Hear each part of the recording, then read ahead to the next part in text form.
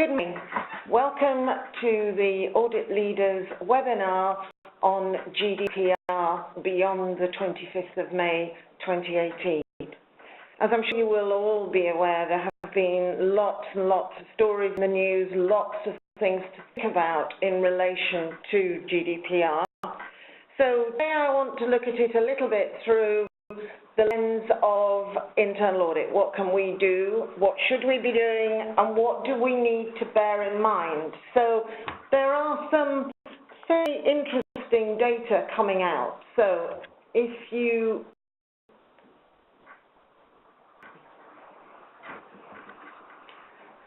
look at our next slide, the stats, that has shifted a little bit in terms of there were 24% of organisations actually were compliant by the 25th of May, but we will only be around 75% compliant by the end of 2018 and 93% compliant by the end of 2019.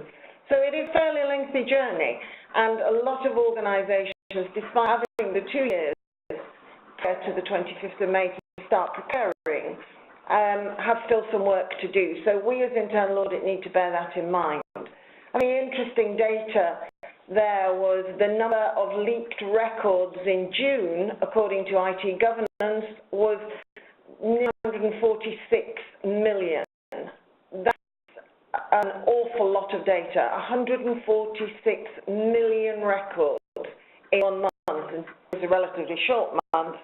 So there are issues, it's still very live, there are things and more things that internal audit can do, and we need to be aware of those things. So let's have a think about what it is we might do. We need to remember that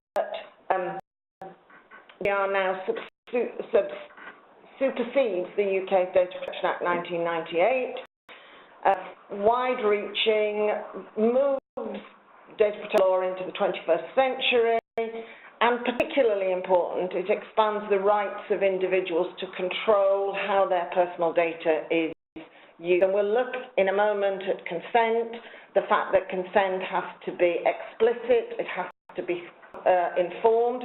We'll also look at the importance of being able to withdraw consent as individuals. So, you know, I've seen examples, perhaps you have on the internet, where you tick a box to give consent, and then if you want to withdraw consent, you have to write in triplicate to 4 different persons in the organisation. That's not acceptable. So we as internal audit need to think what our processes are in place. We also need to think about the penalties, the sanctions relating to GDPR, and we'll look a little bit more around compliance and the cost of compliance in a moment. You should have GDPR on your board's risk register. Board should be concerned about it, wanting to understand across their organisation what are they doing in the GDPR space. And we've said we're going to be looking at providing assurance in terms of how likely is our organisation to comply. So what do we need to do to prepare? We think about GDPR requirements within your company, within your organisation. So what data do you hold? How do you collect it? How do you store it? Who do you share it with? So one of the things that we really need to be thinking about is data flow diagrams to help us understand how data flows through the organisation, so that we as internal audit, using our expertise in things like root cause analysis, can start to understand where the weak spots are and where we need to focus our efforts in terms of improving controls, making sure the risks clearly reflect the situation that we've identified and what we need to do to mitigate that. We'll also make sure our privacy notice has been updated. There are still some fairly old privacy notices on the internet. If you look at organisations, they need to be updated to reflect the current GDPR requirements. Another thing I think is worth thinking about, we don't want our privacy notice to be a version of War and Peace. It's to be plain English, it's got to be understood by our customers, and it's got to be concise, focused, and to the point. so they really know what we mean when we talk about data storage, use of data, and why we hold their personal data. And every process, every area, every topic within an organization, if there are humans involved, then people make mistakes. I saw something only the other day where an email had been sent to a very wide audience when it was meant to go to one person, and it had personal sensitive data in it. So it's about when we click to respond to emails, do we want to do reply all, or do we want to just simply reply to the person who sent the email? Also, we have to bear in mind things like, if in my case, Liz, so my email address is liz.sandwich.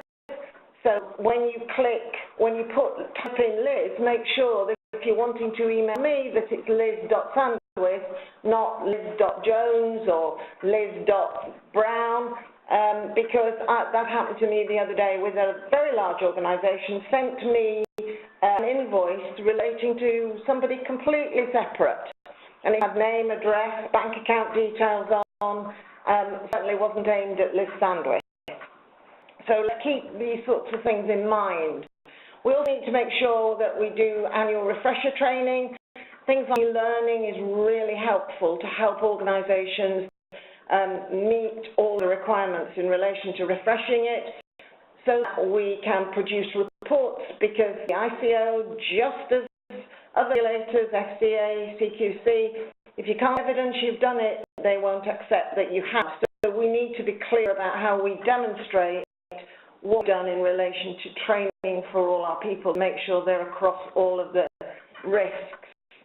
But just a negative is GDPR. There's a positive here as well, because it helps to build customer trust. If you can talk positively about what you're doing in this space, it improves your brand image and your reputation. It improves data governance because it stops and makes us think about it. It certainly improves our information security across the organisation, which goes back to the first one and about building customer trust. And it improves competitive advantage. If you're an organisation in a market sector and you can talk positively about what you're doing in order to comply with GDPR in a wide messages across all of your customers and potential customers, then there's a chance that you might do better out of this than perhaps some of your other competitors. So we need to bear that in mind. We'll need to think about scope as well. That this isn't just purely EU and UK. We need to think about where else you might be operating. So in the US, there's the EU-US Privacy Shield, and I want to talk a bit more about that in a moment, because there's now a process going on in the EU to ban that, because it's not considered accurate, sufficiently adequate, so we need to think about that.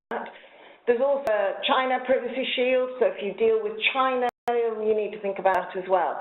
So throughout the scope, it applies to all citizens of the EU wherever they are, and if you're transferring it out, if you're transferring data outside the EU, you need to make sure you're across all of that.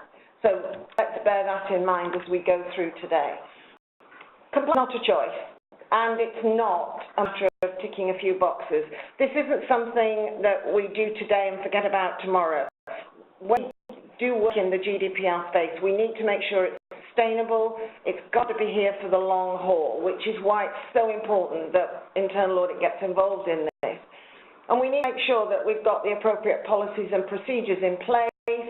Everybody needs to know what their roles and responsibilities are. And we talk as internal auditors a lot about culture. Excuse me. Culture.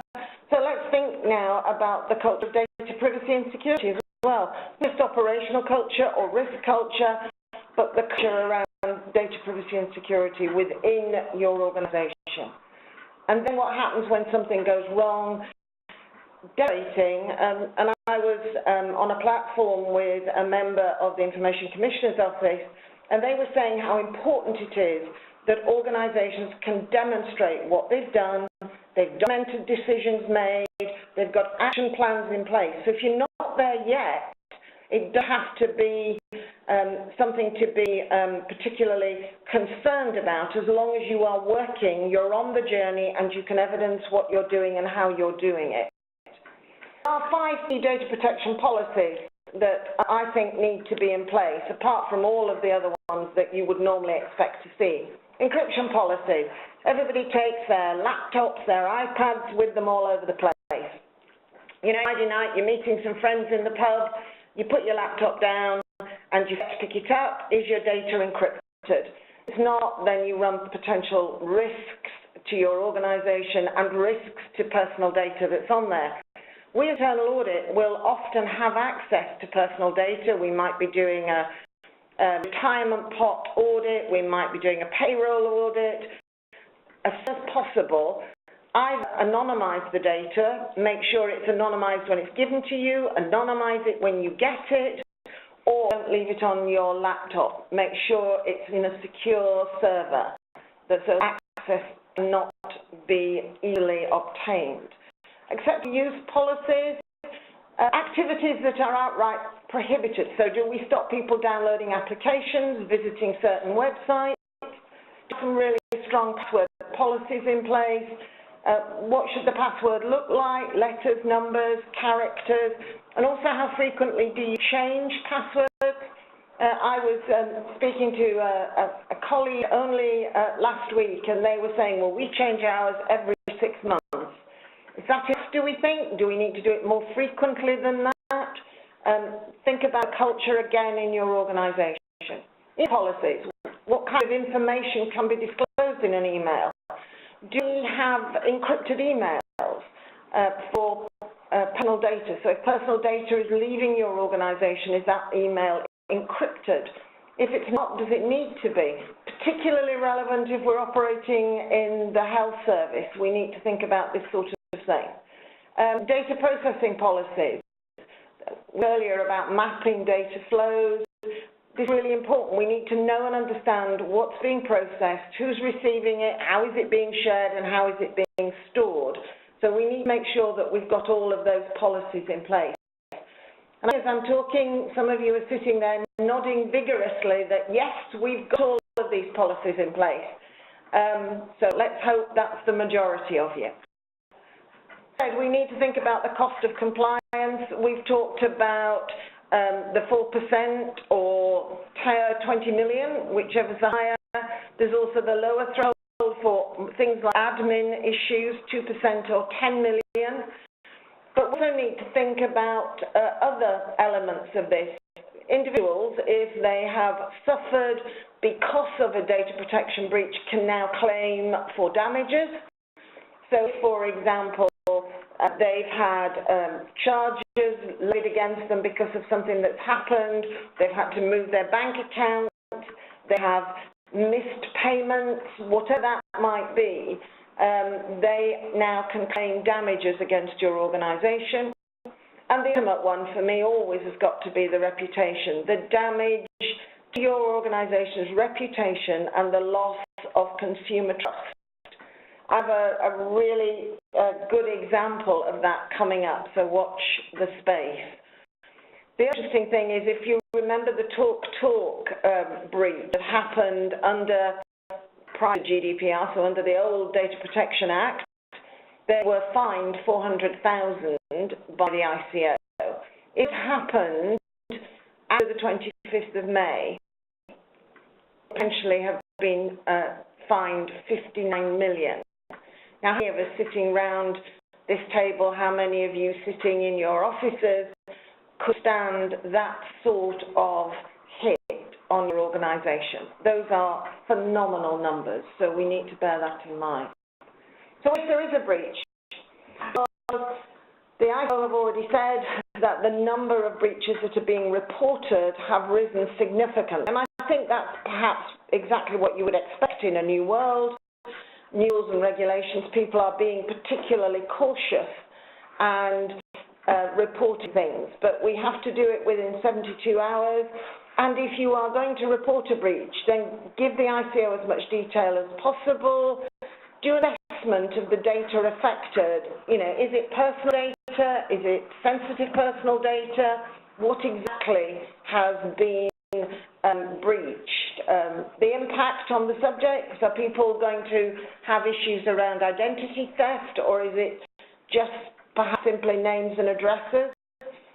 Report of staff training. The ICO will absolutely want to know what you've been doing in the training space, and the staff members who were involved in the breach had training within certainly the last 2 years. So make sure we've got those records. Remember what I said about e-learning. Description of the actions. So what have we done? So we knew the breach occurred. Perhaps it occurred lunchtime yesterday. What have we done since then? Have we taken remediation action immediately? Are we thinking about it? What's happened? And if you have a data protection officer, then they're the people that really need to be submitting this notification to the ICO, because it demonstrates you've got that post in place, but it also demonstrates that it's been escalated to the highest level within the organisation. So heaven forbid we have a breach, but if we do, those are sorts of things that we need to think about. Now, there's some new coming out in relation to cyber, which links absolutely links to data protection. And one of the things I discovered was something called cyber incident response management, which links to business continuity and disaster recovery, in terms of what do we do if we have a cyber incident, how do we respond to it, and how do we manage it? And look on the internet, you can get training, there's some qualifications around this, but from our perspective, I think we need to think of it in terms of, as I say in that list, reducing the overall organisation's cyber risk, improving our resilience, lower perhaps our premiums if we can demonstrate we've got things in place, provide assurance to clients, customers, investors, stakeholders, directors, excuse me again, and disruption to the business, so all those sorts of things. So again, I would ask you to have a look at this and see whether you think it's appropriate to your organisation. It's something certainly worth thinking about as we move forward down this journey. So about the areas of focus, there's just 5 topic areas there that I want us to be aware of. So process and procedures. Sorry, I've got a cough this morning. Absolutely the sorts of things internal audit would look at. Technology, you know, are we outsourcing? Is it in-house? What are we doing about the cloud? Are we looking there at the moment? Legal, contracts, relationships, security, who can get in? How do we manage vulnerability? What about threat intelligence, network monitoring, and data? What sort of data do we hold? How do we process it? How secure do we make it? So we need to think of all of these things. And I quite like this because I like things that I can put on one page and then talk to people like my audit committee in relation to what I'm doing in all of these areas. So that I think are quite useful. And you are probably sick to the back teeth of Brexit. I think it might be useful just to think about Brexit in relation to GDPR. The Prime Minister has already been very clear that GDPR doesn't disappear when we leave Brexit, when we leave the EU. The new regulations are in place now. The new Data Protection Act for the UK have transposed GDPR. It's now in UK law. And there are also some modifications in terms of areas such as academic research, financial services, the importance of this, and in particular child protection. So, you know, there are some additional controls that you need to look at if these are your areas of interest for your organisation. So we need to factor those things in. We think about cross-border data flows, so we need to think about, remember what I said at the beginning about transferring data. The UK government is seeking an adequacy decision from the EU in terms of continuing to share personal data. But if it doesn't happen, then we need to think about bilateral agreements similar to the EU-US Privacy Shield, There's one place now in relation to sharing data with China. If those aren't appropriate or are not in place, then you need to think about clausing your contracts, binding corporate rules, to make sure that when you transfer your data, you are protecting your customers. So we need to think about all of this as we move forward. So as you can begin to see, hopefully, it's not a great, we've reached the 25th of May, therefore it's now all done and dusted. Actually, there is a lot more that we still need to do to keep our organisation focused on making sure that we don't breach. Things like, what is personal data? Name, address, email address, photo, IP address, location data, online behaviour, cookies, profiling and analytics data. The Information Commissioner is very much against using data to profile customers and make decisions about customers or staff. So if that is something that your organisation is doing, it's worth having a look from an internal audit perspective and making sure that we've got the appropriate controls in place to mitigate the risk of profiling inaccurately and incorrectly and therefore damaging your customers by the use of incorrect data. And the special characters of personal data used to be called sensitive personal data, race, religion, political opinions, trade union membership, sexual orientation, health information, biometric data, and genetic data. So if you've ever been involved in any sort of incident, I don't know, maybe your organisation was broken into and the police have come and they've taken all your fingerprints so they can eliminate staff and hopefully identify the thieves, that is biometric data. You need to think about making sure that the police get rid of it because they can't hold it. Therefore, you want an assurance that your fingerprints are no longer sitting on a system somewhere. So we need to factor these things in as well, from a personal perspective, but also from employees within your organisation and what your organisation is doing. So those are factors that we need to consider. We also need to think about valid consent. There are much stricter rules for obtaining consent. So it can't be on a website, you tick one box and that gives the organisation the ability to contact the customer in a variety of different ways. So it's got to be freely given, specific, informed and unambiguous. The request for consent must be intelligible and in clear, plain language, so plain English. Silence, pre-tick boxes, and inactivity will no longer suffice as consent. So, you know, days where you would pre-tick a box and ask the customer to untick it if they didn't want to be contacted, can't do that anymore. It can also be withdrawn at any time. For online services from a child under 13 is only valid with parental authorization. So how do you, if you're working, you know, I don't know, maybe you have your TV company and you're doing CBBCs or Peppa Pig or something like that, and children are joining in. If they are sharing their name and data, then you've got to have parental authorization there. And we must, as organisations, be able to evidence consent. So are we, as internal audit, do we all feel comfortable that we could provide an assurance to our board, to our audit committee, that we have the appropriate consent framework in place, what that looks like, how we evidence the checks that we've done to make sure that we can provide, hopefully, a robust assurance. So if we're ready, how do we know if we are where we need to be within the organisation in relation to GDPR? ICO has a really great online self-assessment tool which has 5 steps, and it covers the real key things, the accountability and governance areas, individual rights, breach, and transfer of data. Questions are, the answers to the questions are not implemented or planned, partially implemented or planned, successfully implemented or not applicable. And it is confidential.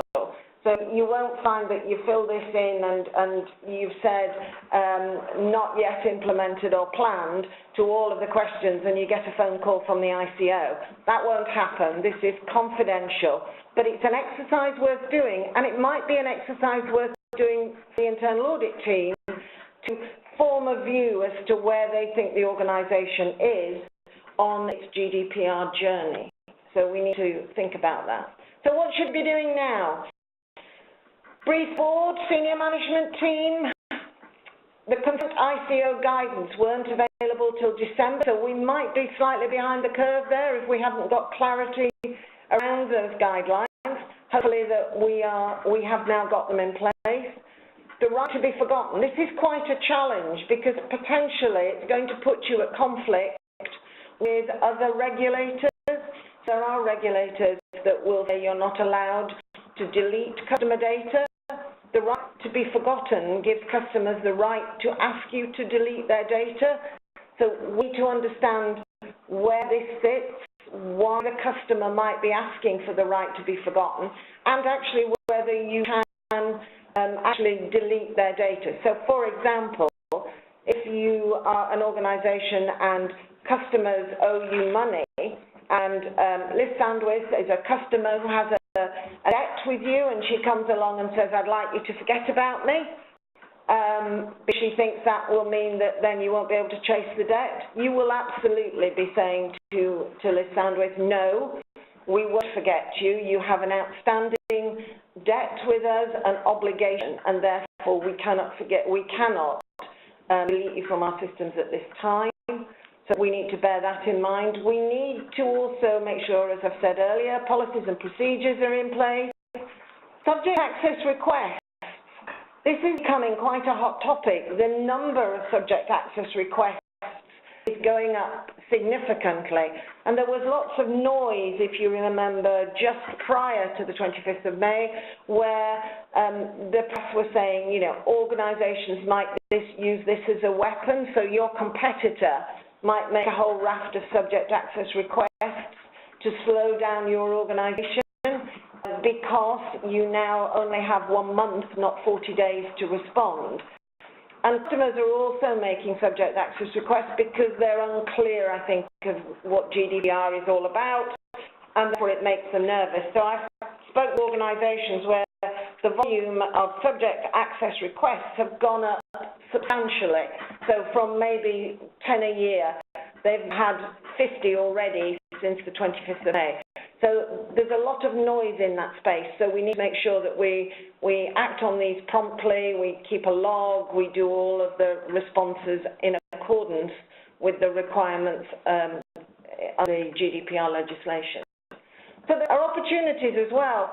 One of the things that the ICO have talked a lot about is, do you actually need consent? So think about what your organisation is doing. Do we always need consent for things? What are legitimate interest? So banks have gone down this path. I've had even letters from my bank talking about a sort of newsletter and wanting to stay in touch with me to tell me about what they're doing and how they're managing our accounts, and they're doing that under legitimate interest. So think about that. Is that appropriate to your organisation? Are we going over the top? Are we as internal audit making our organisations overly zealous in terms of what they're doing rather than proportionate? So we need to think about that. And we build ongoing sustainable relationships with customers. I don't know whether any of you saw the Manchester United website. They have created a preference group where you can go in and sign up to being engaged with Manchester United so they can contact you. And I think they said the first 10 people got a fully signed Manchester shirt by all the players. So we're doing all sorts of different things to build that sustainable relationship with customers. But it's all about the last bullet point there. It's about growing and enhancing our customer trust. Do customers trust us as an organisation? So what are gaps that have already been identified by the Information Commissioner, identified by government, Things like data protection by default. Privacy is not yet a priority. The rights of data subjects. Third-party management. How do we manage data processes? Are contracts clear? Do we have a right of audit? And we use that right of audit? Have we got all of the conditions in place in relation to consent? How secure is our processing? Have we got really strong processes and procedures in place for data breach reporting? Who owns this in the organisation? And what do they need to do? And who's accountable? So things like HR, compliance, IT, customer services, the business, the CEO, the board. GDPR is not simply an IT information security piece, it's across the organisation. So we need to be clear who is accountable. And an organisation I was talking to last week have set up what they've called data protection ambassadors in each of the functions within their organisation, who are responsible to own and help colleagues within their department or function area understand the requirements of data protection. And they have a reporting line into the data protection officer or chief data officer to inform them of things that are going wrong or challenges and issues we need to be aware of. So in terms of GDPR, do we think it's a mountain or a molehill? Has our business transformed? Have we got all of these things in place? Have we done a top-down business approach? Have we done bottom-up in relation to controls and processes? Are clear responsibilities clarified? I think something like a RACI table might be quite helpful in terms of helping us know who is responsible, who is accountable, who has to be consulted and who has to be informed in relation to the GDPR requirements. We have to appreciate that actually this might be disruptive to digital transformation. So think about projects, what's going on in the organisation and where GDPR sits and in particular where privacy sits. So we need to factor all of those elements into this. Organisations struggle. They struggle with fragmentation. Where is your data? Is it in different locations? What are your, an international global organisation and you've got data all over the globe? How do you control and how do you manage that data? Are we clear about accountability and oversight? That is something that the Information Commissioner is very hot on and very keen to see in place, that there is clear accountability and oversight. That doesn't necessarily mean you have to have a data protection officer. If your organisation doesn't meet the requirements, you don't create a post just because you think you need it, but actually make sure that somebody is accountable. It could be a data protection officer, or it could be somebody else. Do we understand the challenges around reporting? Do we have clear reporting lines? Particularly, I would think in terms of a data breach. Do people know what to do when they think something has happened, how they report it up the line? The other challenge is with subject access requests. You know, an email may come in to HR or customer service, and it won't necessarily say, I am making a subject access request. It might talk about some challenges, there may be a complaint, then they might say, I'm interested in the data that you hold about me. That's a subject access request. Does the reader or recipient of that email know that, and therefore can escalate it promptly? Otherwise, the months will go over before we've responded, so we need to think about that. Do we have an unnecessary overhead on the business? Can we be more efficient? Can we be more effective in terms of making sure that we are conforming? So is it a 100% compliance, or is it a pragmatic approach that we need to think about? We need to be able to demonstrate, as I said to you earlier, end-to-end compliance. Are we doing the right thing? Have we documented it? Have we got an action plan for gaps in our processes? And where are we now at this point on our journey? Seeing as internal auditors, have we done enough? I think that probably everybody will always say there is more internal audit could do. Just like when everything goes wrong, they always say, where was internal audit? So let's think about this now in terms of questions. Do we know as internal audit what the readiness status of the organisation is? Do we know where information, and in particular sensitive personal information is, and what will fall under the GDPR requirements? Do we know how to respond to policies and procedures, breach reporting? Are sensitive data protected, stored and backed up securely?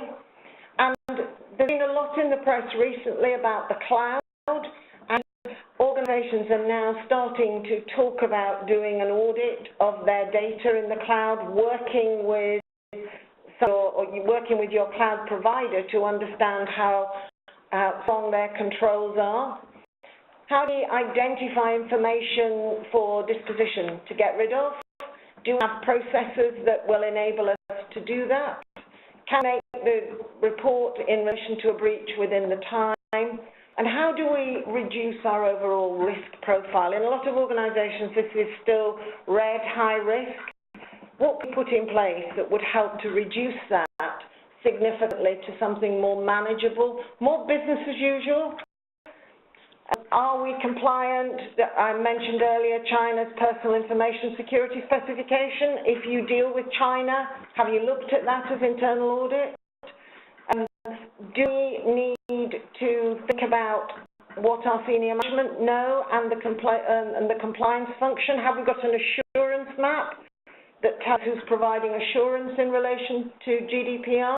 Is there a data strategy?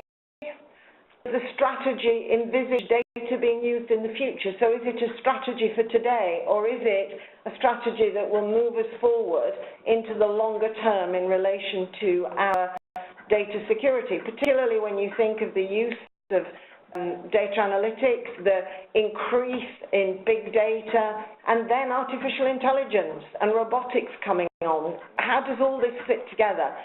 And can internal audit help the organisation be prepared to meet the challenges as we move forward? So these are things that we need to be thinking about as internal audit, coming up with a plan that helps us. I was always a fan of snakes and ladders when I was a child, although I seem to spend all my time falling down the snake rather than going up the ladders. But this GDPR roadmap I found on the internet, I thought it was quite a useful exercise. I think it's one of those documents that you could share with board, senior management, audit committee, and ask them to share with you where they think the organisation is, 1, 2, 3, and 4, or 5, and you could compare within the internal audit team where you think the organisation is, and if there's a gap, it'll be interesting to understand why that gap is present and what we can do to fix that gap. Brief the board sufficiently. What do we need to do in terms of our 2018-19 internal audit plan? So perhaps we did some readiness work prior to the 25th of May. We now need to be thinking about adding into our plan for this year what the organisation is doing now. I've heard people talk about GDPR a bit like year 2000. You know, once we get past the 25th of May, that's it, we don't have to do it anymore. And gosh, wasn't it all a bit disappointing? And other organisations are absolutely keeping their foot on the accelerator to make sure that we continue to deliver assurance in relation to GDPR. So what do we need to do today? What have we done? What more can we do in helping support our organisation? The other thing worth thinking about, there are now 6 data protection principles, and the ICO, Information Commissioner's Office, has been very clear these 6 topic areas would be the scope for an audit if they were to visit your organisation. The other thing that sort of, I think, snuck under the wire a little bit was the Information Commissioner used to have your consent to undertake an audit. GDPR has got rid of that. The Information Commissioner now, if of course, perhaps complaints, can actually come along and take an audit without you necessarily consenting. They want you to consent, they want you to work with them, but they don't need to have that consent anymore. So we need to bear that in mind as well. So you could have a knock at the door.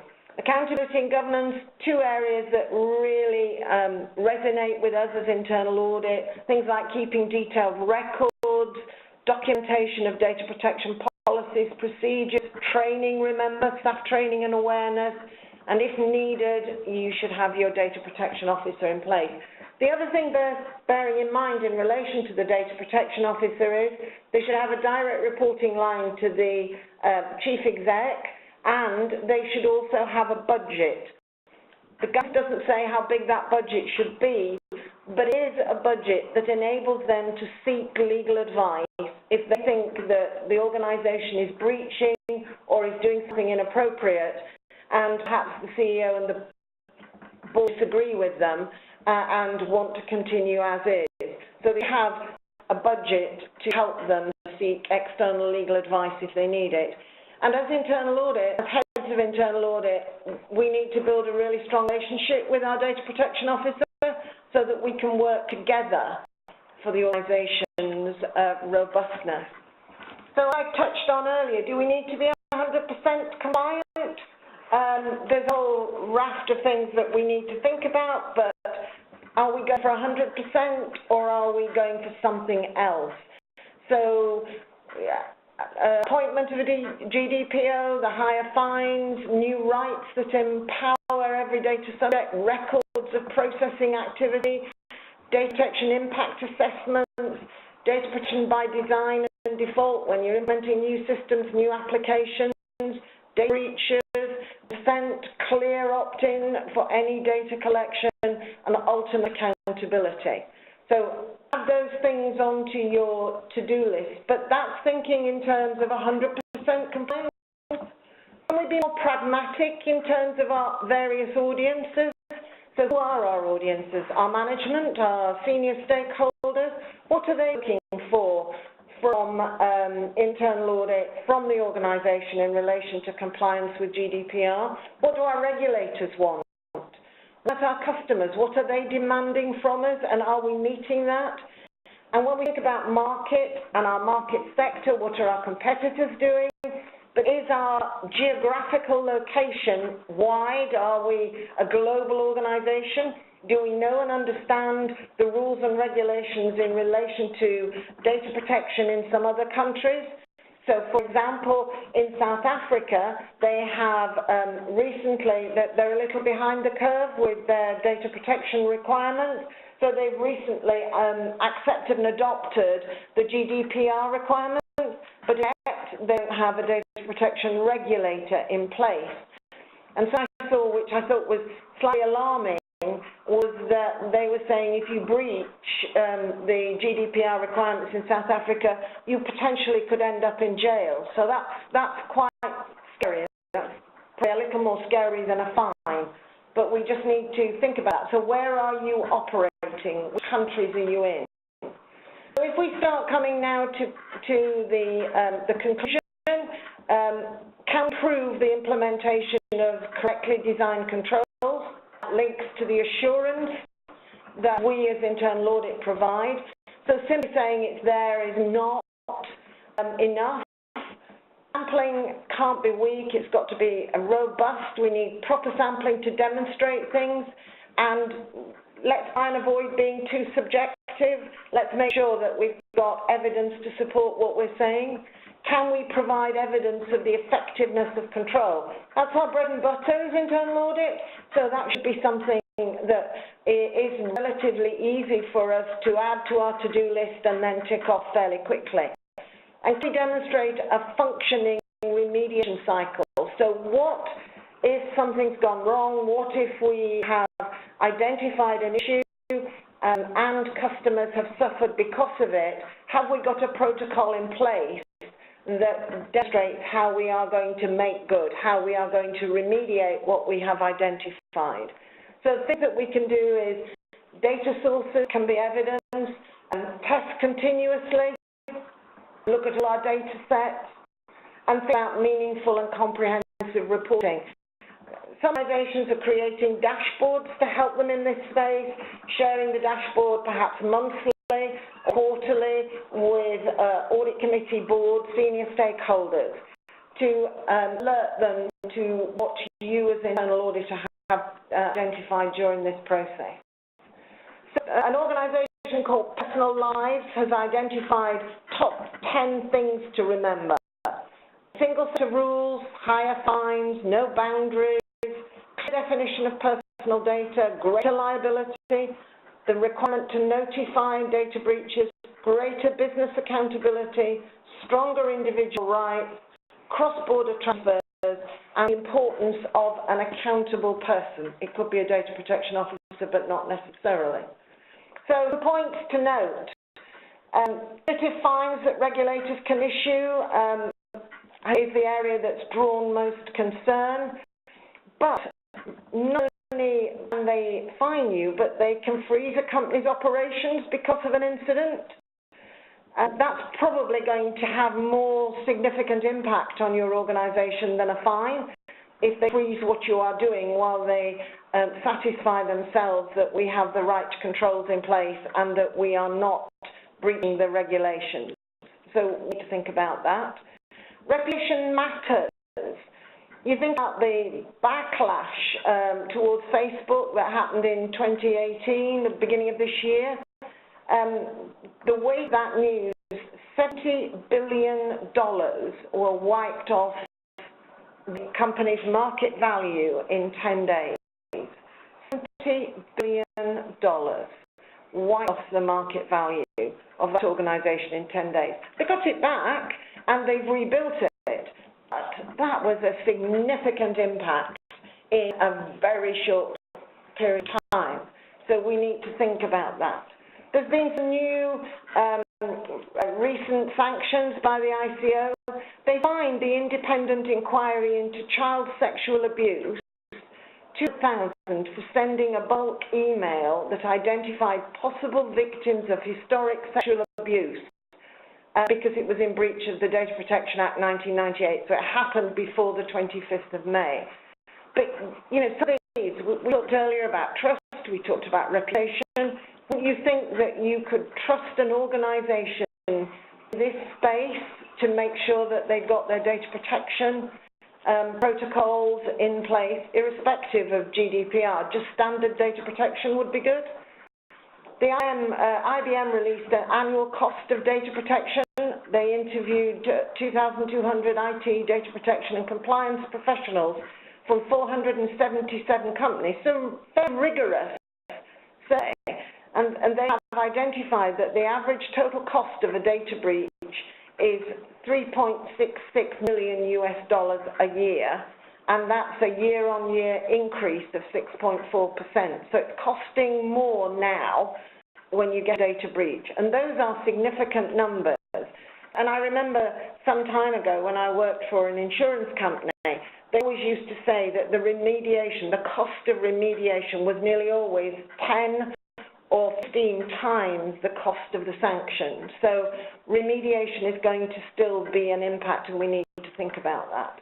Remember I said to you earlier that the EU and US Privacy Shield, the EU Parliament has called upon the EU to Commission to suspend it because they don't believe it provides an adequate level of protection as required by the EU data protection law.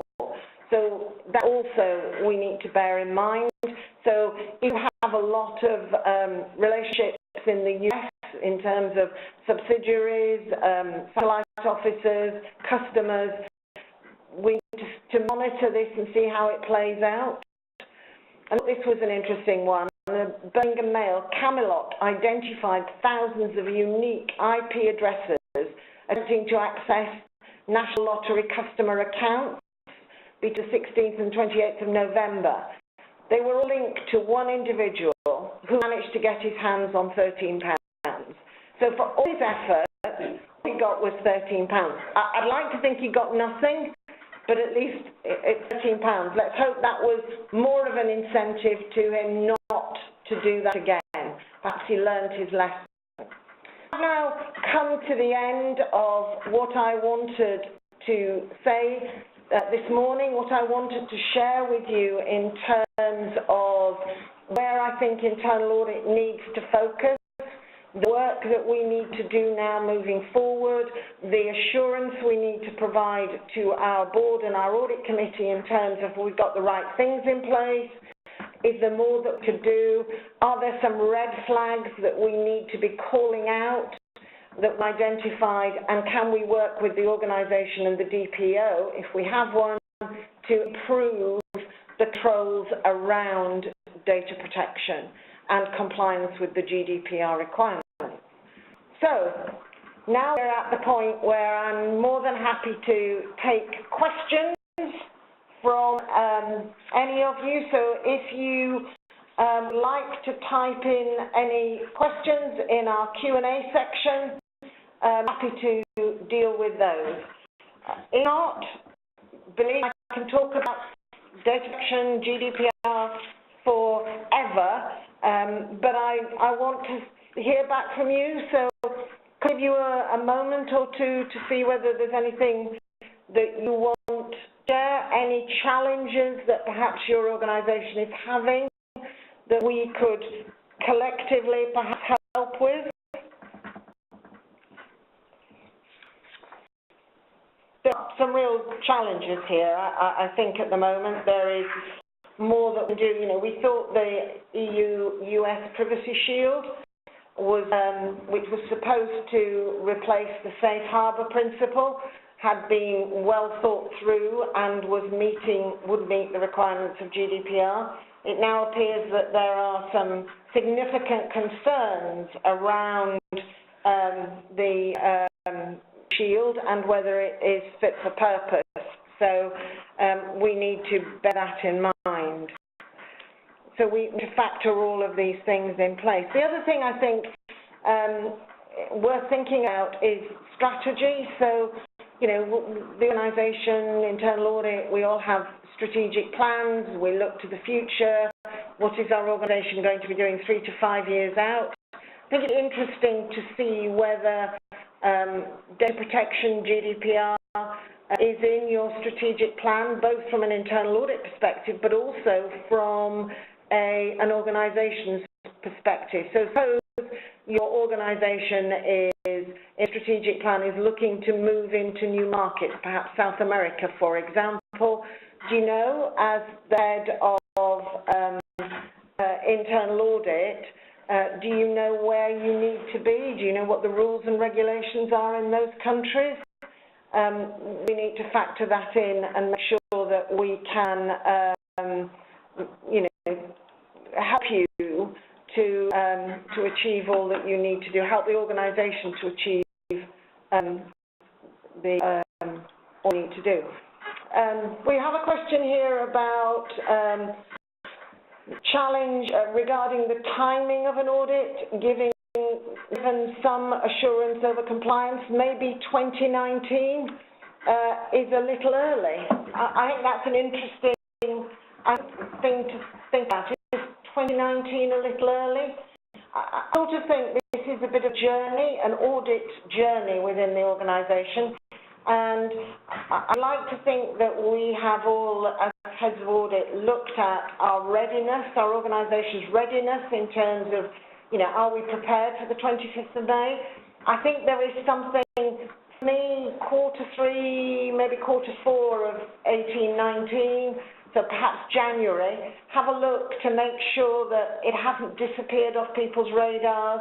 They think this is something they've done and they're moving on to something else. I particularly think about the challenges that your organisation faces. So, you know, have they got a transformation programme in place? Are they going through business change? Are they, is internal audit using data analytics as a tool? How does GR sit with all that?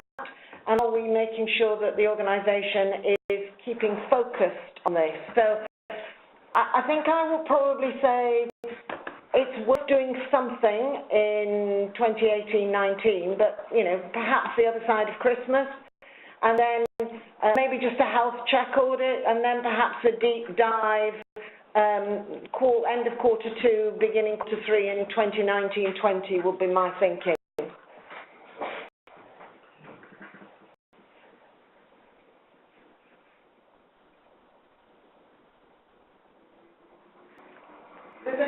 about changes and whether or not the soft opt-in will be included as an option for those companies who only have one product and market only to their existing customers. This is, for me, I've done some work in a marketing organisation where PECA was very much relevant. And I think it's about understanding what you are offering those customers, what your product is, and if you're marketing solely to existing customers, there might be an opportunity here to adopt an approach a bit like Manchester United with a preference arrangement, create a preference site, a newsletter, something like that, which is what organisation I was involved in did, and also look at legitimate interest, because that might be something that you could explore as well. For a small company without a DPO, where would I expect the responsibility to sit? I think that's quite challenging. Interestingly, I have seen heads of internal audit be assigned responsibility to be DPO. That makes me uncomfortable, even though our standard Trouble 1-2 recognises that head of internal audit may have some additional responsibilities. That's inappropriate. I'd rather it sat with risk, with a head of risk, rather than a head of internal audit. If you don't have to have a DPO, make your risk responsible. How does the right to be forgotten apply in relation to public sector records relating to social care, benefit, council tax, etc.? This is a challenge. Council tax, if the individual is resident in the area, then they get a council tax bill every year. They can't, right to be forgotten won't apply because we need to keep that. Social care, again, it's about the long-term relationship with the customer. So, if your customer has left the country, for example, then perhaps they may request the right to be forgotten because there will be no relationship with the organisation moving forward. But social care, benefits, council tax tend to be things that are long-term. Therefore, you would need to get to the end of the involvement between the organisation and the individual before the right to be forgotten would apply. So I think the first thing, if we're asked to delete records, would be to understand why the customer is asking that, and perhaps I can have a conversation with them, because it's not something you have to do. You only need to do it as an organisation if you think it is the right thing to do. So we need to just bear that in mind. So I'm coming to the end. It's 10 o'clock. I promised I would finish at 10. We have had our hour. The slides have been recorded and the slides will be on the Audit Leader's website. If you have any questions, please don't hesitate to reach out to me. And can I just draw your attention and ask you to make a diary note? There's a whole raft of events coming up through the autumn, but the next webinar is the 14th of December, and it'll be 10 to 11, and it will cover the internal audit strategic plan. One of the things that we've identified through some of the external quality assessments that we've been doing as an institute is challenges around the creation of and maintenance of the strategic plan, the internal audit strategic plan, hence the reason for that. Thank you very much for joining me this morning. I hope you found the session helpful. Have a great day and a good week.